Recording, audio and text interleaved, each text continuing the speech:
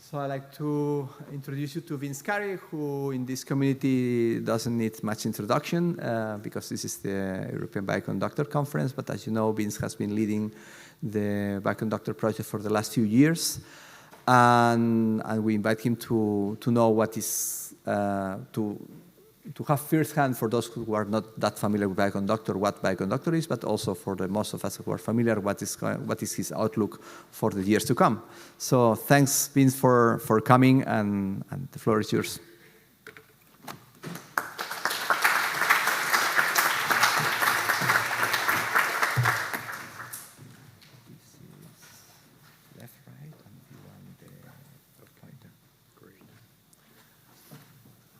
Yeah. I'll tell you when a minute 25. Yeah. Good. Thank you. Hello, everyone, and thank you so much.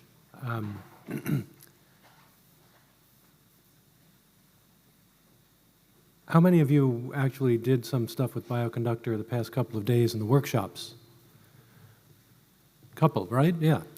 Would you say we have a coherent ecosystem?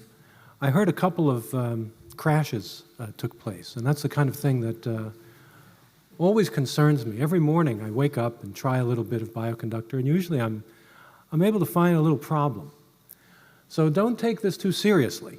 I do think we have an objective of being a coherent ecosystem, but we need your help. You need to tell us when there's a problem, and you need to help us fix it. And that's one of the nice things about being open source, that you can actually roll up your sleeves and make things work a little bit better. So yeah, I've been involved with Bioconductor since the very beginning, and Robert has been involved for a while too. In fact, if you check the code system, you'll find that his name is mentioned 2,649 times, which is fantastic. My own name is only there 669 times. We'll say a little bit more about that because I'm really grateful to Robert for setting this up, and I'm really grateful for his involvement in the project. It's very significant. I'll tell you a little more about it in a few minutes. Always have a roadmap for your talk, and I hope I can stay on the map. I'll have a couple of reflections on the founders and the founding, and then I have this question, whether we're 25 years old, or whether we're really 40 years old. And that's not the best news for folks who are working at the bleeding edge of biotechnology. And I'd love to discuss that further with folks, some of whom didn't even exist when I'm about the software that I'm talking about. And then just some thoughts about bandwidth and opacity, look at some AI, and then just a last word on parallel play, which is a topic that I've been very interested in, as we do our open source ecosystem and build it and work on it. So the founders. I love showing this picture. I have to tell you, when I look at this thing, the first thing that comes to my mind, or when I remember it, I say, I didn't know there was a Bioconductor conference in Pisa. And of course, this has nothing to do with Pisa, but that's the kind of hallucination the natural intelligence is capable of. Anyway, these folks started back around 2000, recognizing that microarrays were going to be a big statistics analysis problem. And they were coordinated by some senior folks who said, you know, work together. Don't just do it separately and write your own papers and so forth. And that has gone on for a good long time. And this is a picture of the course that takes place every summer in Bressanone. And it really is you know, a vibrant and dynamic community, and just seeing this auditorium full of folks is a real credit to their vision. And I'll tell you, this is what I see Bioconductor as today. It happens to have 8 tentacles. But if you look at any one of them, I don't think it's out of the question to say that back then, 25 years ago, these folks were thinking along these lines.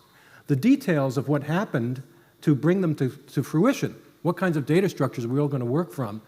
What are the environments supposed to look like? How are we going to compute scalably? How do we develop a community? What's going on with education? This is all there, right?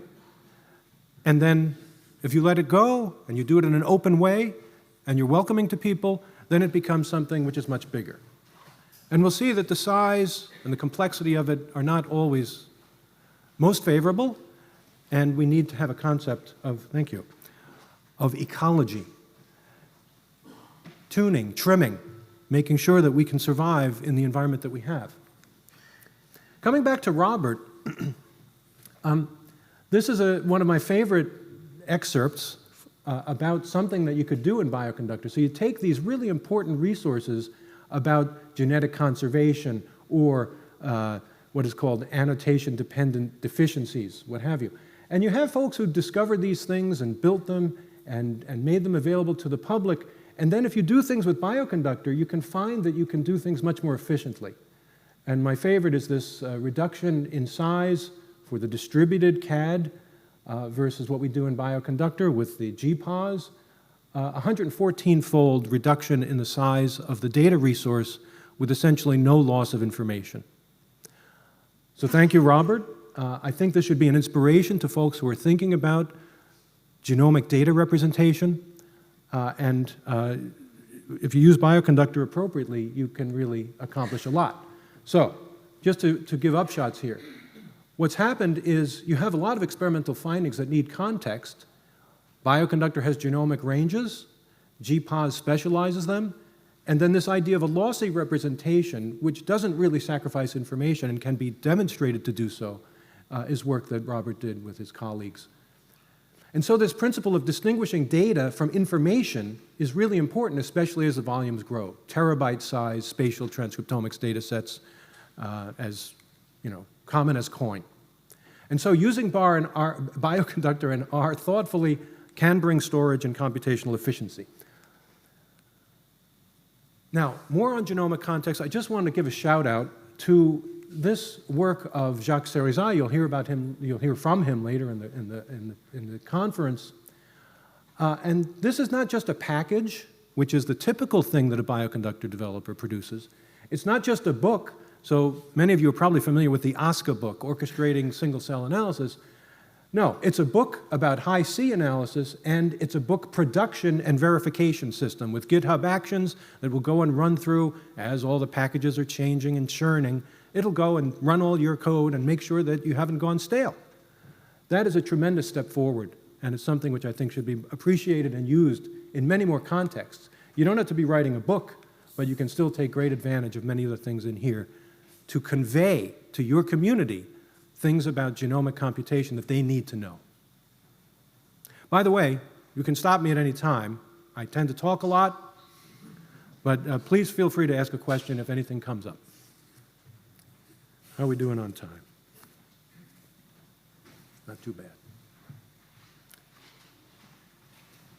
Okay, so now this issue. 25 years, software that's 25 years old? Yes. Yes, we're still distributing it. You can look at BioBase. We never got rid of it. Still have XPersets, those of you who were around early on. And you still have people writing code to use these things. And that's a bit of a problem because we don't really want to support inefficient or out-of-date data structures. But we do. And that's part of what this Ask and You Shall Receive is all about. That Bioconductor tends to have a welcoming approach to just about everything and then keeping it along, even if it may have gone out of date, just so that people who may be coming back to their work a few years down the road, sometimes a decade down the road, things still work. That's a big investment, and I think it's still working. I don't think we've had a breakdown in the sense of what's going on in legacy. But when I talk about 1984, and one of the things I was careful to put into this blog note is that there was a time that you would get something very close to R called S, and it would come from Bell Labs. Every so often you'd get a 9-track tape in the mail, and you'd put it on your tape drive, and then you could do all kinds of wonderful things, including what I have here is an excerpt of something that is a mix of TROF and EQN and PIC and S. And you can see the S code here starts out with a little backslash and then a bracket, and then it ends with just a bracket. And so you've got these computations interlarded in the narrative Whoops. Just like we do in SWeave or Knitter or Corto, and it was there. And this is what you get when you compile this thing with the right old PWB, Programmer's Workbench Unix. Very nice. So I wanted folks to remember this, because this is what we've got now. It was one tape, and we got all that wonderful stuff, but now you've got our patch, you've got our devel, you've got BioC release, BioC devel, all kinds of cloud computers. We're making Dockers and binaries, and then there's GitHub Actions and Corto, et cetera, et cetera, et cetera. A huge technical stack underlying what we take for granted in Bioconductor. And the folks who manage this are, well, you can find out about them in the About page, but it's just a couple of folks. One in Seattle, one in Buffalo, a couple in Cooney, me. Again, appreciating this is important, but understanding how much of it we really need to accomplish what we need to do in science is something that is worth questioning. So the upshots are, in 1984, we didn't have packages really, but the developer could add first-class functionality and behaviors to S. That was done. You'd have to know some Fortran, you'd have to have some M4, but it was all good. And then StatLib came along so that you could share these things. It was a predecessor to CRAN. And when CRAN came along, then we had R. That was really free. You didn't get a tape. You had R. And then Bioconductor emulated CRAN, but added obligatory features and had this stable release concept that really didn't exist for CRAN. And we have vignettes, and we have BioC Manager and BioC Check, and then a release versus devel, a really crucial element of the architecture of the system that I think has been responsible for its capacity to endure. And then a deprecation and defunct protocol, which is actually kind of complicated and needs to be used more so that obsolete things are gone and aren't maintained anymore. So these are all wonderful transitions, evolution, but the developer and user experience, in my view, are not categorically different from what they were in 1984. Sorry. Now, that's debatable, but that's my view right now. Is it going to change? So, will it change? Primary developer target is the R package and its vignettes and tests and Shiny apps. So if you're a Bioconductor developer, you're doing some of this. If you're a Bioconductor user, you're using these things. But you have to know the name of the package, you have to go and find the function, you have to get the right arguments together, and so on. And some of the criticism I've had from some of the leaders of the project is that, well, you know, you never really got into workflows with containerization. Why didn't you do that? And then let's talk about agentic analysis support, because that's what people are really doing these days in bioinformatics. And then we could have language-agnostic data representations and better cross-language and cross-ecosystem and cross-community collaboration. So these are things that I think could be part of the future as long as we all do that.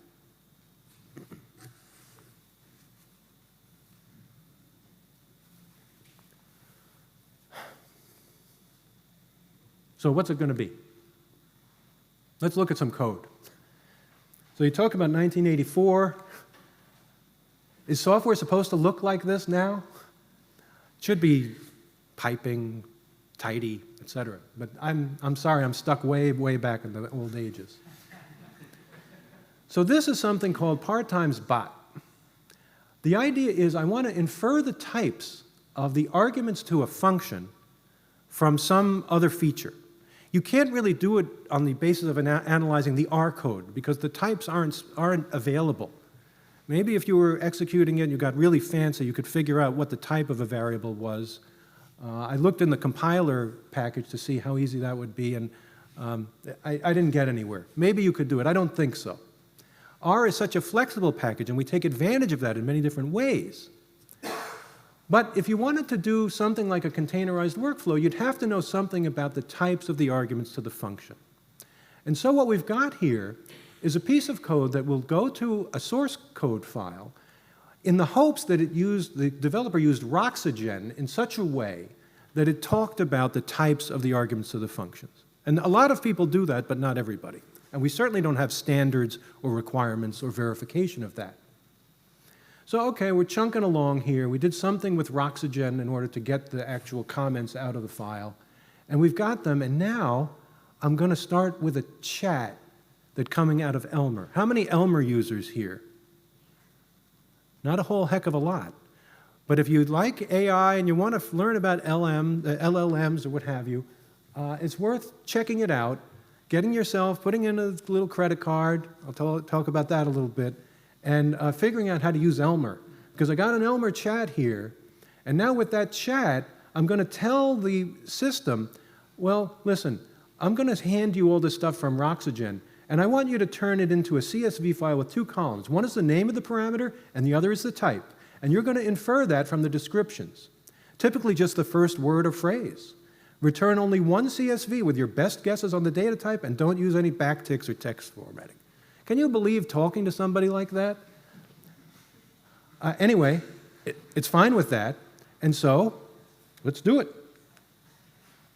Now, this is something where the package that I'm trying to work from is called SOSTA. I'm very interested in SOSTA. It's work of Mark Robinson and Samuel Gunz out in Switzerland.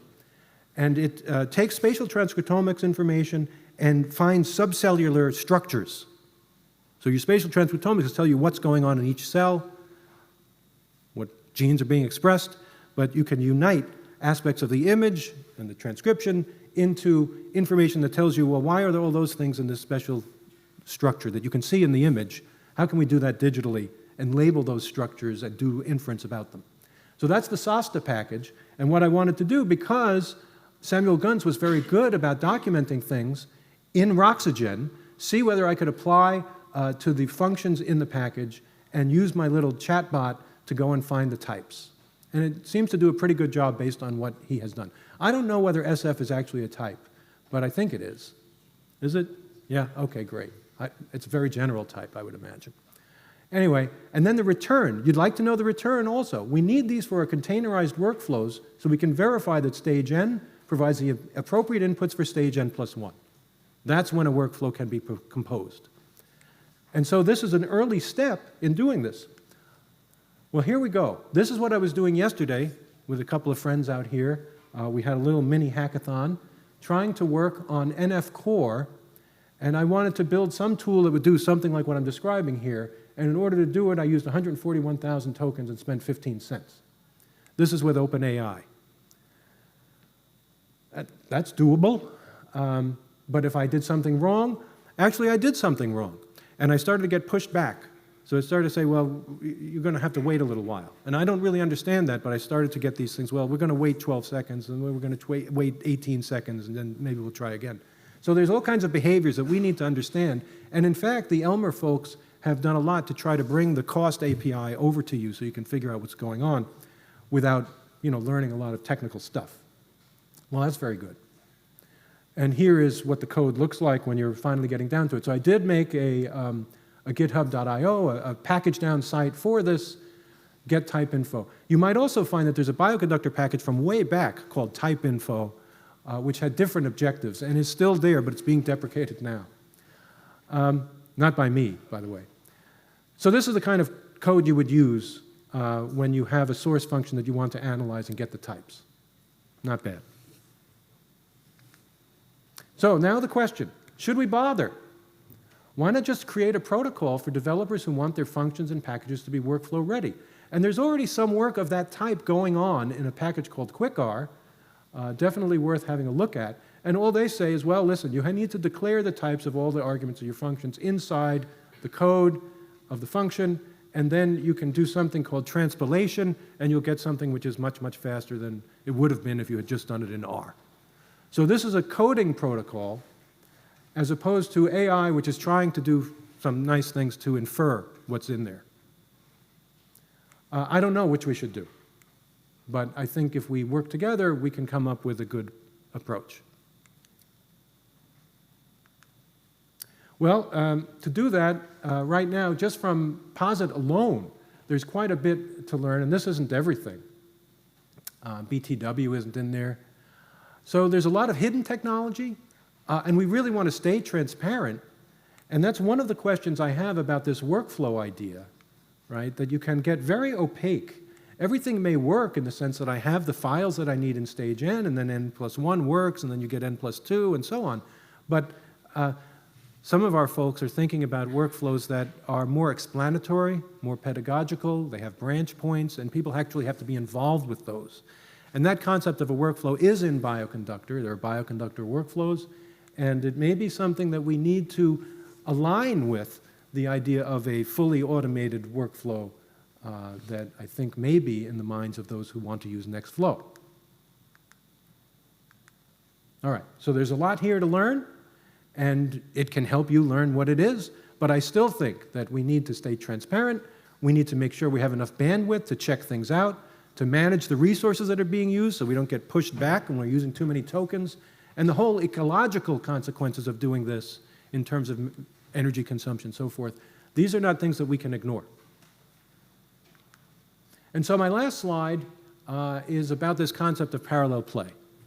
I think I've witnessed it. I think it's kind of the thing that goes on in hackathons. Everybody's just sort of typing at their terminal. And every so often you may be able to talk to one another and say, well, I should do it this way, maybe you want to do it that way. That's hard. And I haven't done enough of that. I don't have enough experience with it to say, you know, how do we really do this together so we come up with something that's better than what we would have done individually? I don't have an answer to that. I'm really grateful that I could be here to see all these folks and hopefully interact with you and maybe do some things that are not quite parallel, but are more collaborative and productive. Thank you all, and any questions are welcome.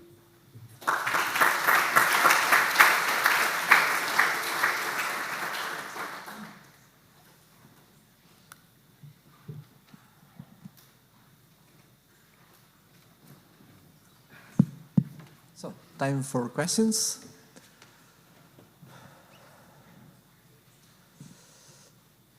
I'll break the ice.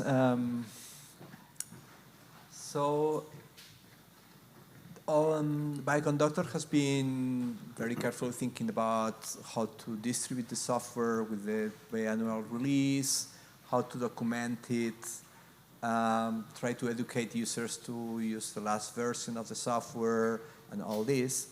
But a new situation that is popping up with the use of AI is that the users sometimes do not ask anymore in the forum, but they just ask Perplexity or ChatGPT, whatever, what should I do? And then it gives an answer. And that answer may be optimal or might be suboptimal when it talks about some API, some function that you deprecated already, and this is from a previous version. I don't know if you've thought about what kind of metadata or meta whatever we could have on top of Bioconductor to educate not only the users, but also the AI engines that users ask. It's a great question, and I'm not the one to give the answer because I don't know enough about what the best technical solution to that would be at this time. But there have been folks talking about retrieval augmented generation, let's say. So there would be potentially a layer that we control that would be the point of first recourse for anyone who wanted to get information about how to use Bioconductor better. Then there's the question of, there are two places where information about Bioconductor usage grow and evolve and provide value to the community. One of them is the stuff we actually write, and the other is the support site, where people ask questions and they get information that evidently was not available in the documentation. And keeping those two streams alive so that we continue to build content that is ultimately ingested and then thrown back to people by LLMs, but also have answers to informative questions, informative answers to informative questions. These are things that are both at risk, in a sense, as the use of the LLM to actually do all my work grows. So keeping these things going, and keeping the manual work going, and keeping the questions and answers in a human space, I think are very important parts of the answer to your question, but there's a lot more that needs to be thought about. Yes? There's way in the back.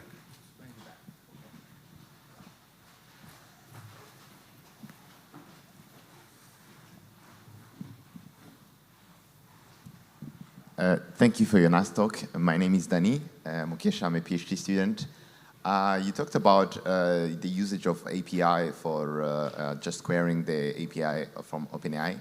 I was asking if you had any occasion to use some local LLM models that can be maybe shareable and then maybe internally in Bioconductor that we can feed and probably internally grow? Yeah, excellent question. And yeah, there has been work on using Olama, for example, where you can have everything locally. And I would have loved to have tried that for this experiment. I haven't done that. I don't know how good it would be. I think there are a lot of limitations to the locally runnable LLMs out of the box. But what you can do in terms of, what do they call it, fine-tuning and building richer context-specific and application-specific LLMs, again, that's not my bailiwick, but people are working on that.